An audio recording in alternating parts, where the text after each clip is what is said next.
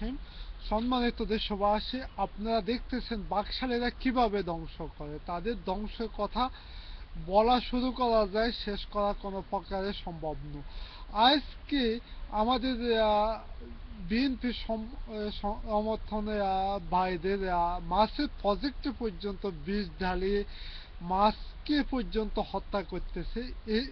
এটা হচ্ছে যে বাকশালীদের ধ্বংসের কাহিনী।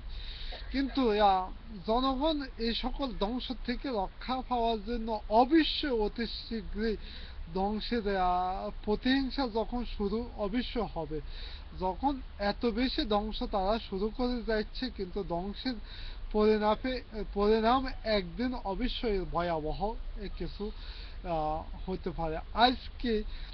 আজকে র্যাবের আইজি বিশ্ব নেতা হিসাবে ডিক্লার দিতেছে হাসিনাকে।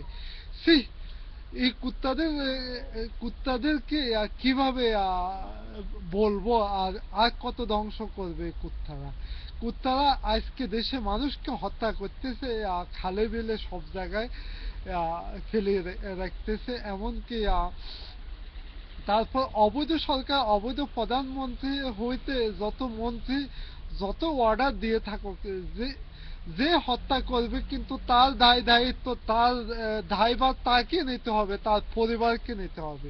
তার লুট করা যতজন সন্ত্রাসী পুলিশ মানুষের উপর গুলি চালাইছে, তাদের অবশ্যই বিচার আমরা করব। বাংলাদেশে আজকে ইনো বলতেছে ইতিহাসকে নিয়ে। ইতিহাসকে পুরো বিকৃতি তারা করেছে। ইতিহাসে আগামী দিন যোগ হবে বাকশালী ধ্বংসের কথা। সম্মানিত দেশবাসী, আজকে দেশে দেশে যেভাবে ধ্বংস করতেছে, মানুষের গুম হইতেছে। আজকে পুলিশ গুম করে নিয়ে যাচ্ছে, তার কোনো বিচার হচ্ছে না। এমনকি এরপর অস্বীকার করতেছে, তারপরে লাশ পাওয়া যাচ্ছে। এইভাবে ধ্বংসের দিনগুলা মাত্রাগুলা দিনের পর দিন বাড়ে যাচ্ছে। বাংলাদেশে প্রতিটা দিন হচ্ছে এখন কালো দিবস। সম্মানিত দেশবাসী, আপনারা আপনারা এখন দেখুন, আজকে চট্টগ্রাম সিটি কর্পোরেশনের মেয়র মেয়রের আজকে ক্যাম্পাস হচ্ছে, তাদের মধ্যে সরকারি পর্যায়ে তাদের এখন ক্যাম্পাসিং করা হচ্ছে, এমনকি পাবলিসিটি হচ্ছে, সবকিছু করতেছে। আপনারা আপনারা দেখেন কি সুযোগ আমরা 20 দলীয় জোট পাচ্ছি, আর এই সন্ত্রাসীরা কি সুযোগ নিতেছে। সরকারি বাহিনী দিয়ে তারা এখন নির্বাচন প্রচার শুরু করতেছে।